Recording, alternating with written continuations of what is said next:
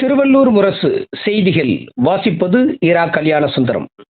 பூந்தமல்லி அடுத்த நசரத்பேட்டை பகுதியில் டாஸ்மாக் கடை முன்பு நிறுத்திவிட்டு சென்ற இருசக்கர வாகனம் திருடு போனதாக நசரத்பேட்டை போலீஸ் நிலையத்தில் புகார் அளிக்கப்பட்டது.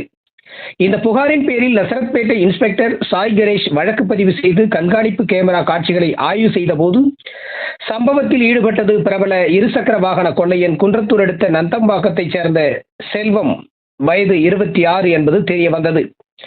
இதையடுத்து தலைமறைவாக இருந்த செல்வத்தை தனிப்படை போலீசார் குன்றத்தூர் அருகே மடக்கி பிடித்து கைது செய்து விசாரணை மேற்கொண்டனர்.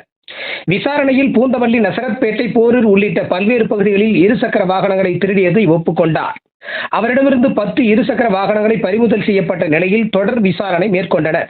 விசாரணையில் டாஸ்மாக் கடைகள், மருத்துவமனைகள் மற்றும் மக்கள் நடமாட்டம் பரபரப்பாக உள்ள பகுதிகளில் நிறுத்திவிட்டு செல்லும் இருசக்கர வாகனங்களை திருடி சென்றதும், குறிப்பாக ஒரு குறிப்பிட்ட மாடல் மொபெட்டுகள் திருடிய நபர் அதனை குறைந்த விலைக்கு விற்பனை செய்ததும், கஞ்சா மற்றும் செயின் பறிப்பு சம்பவங்களில் ஈடுபடும் நபர்களுக்கு அந்த இருசக்கர வாகனங்களை விற்பனை செய்ததும் தெரிய வந்தது.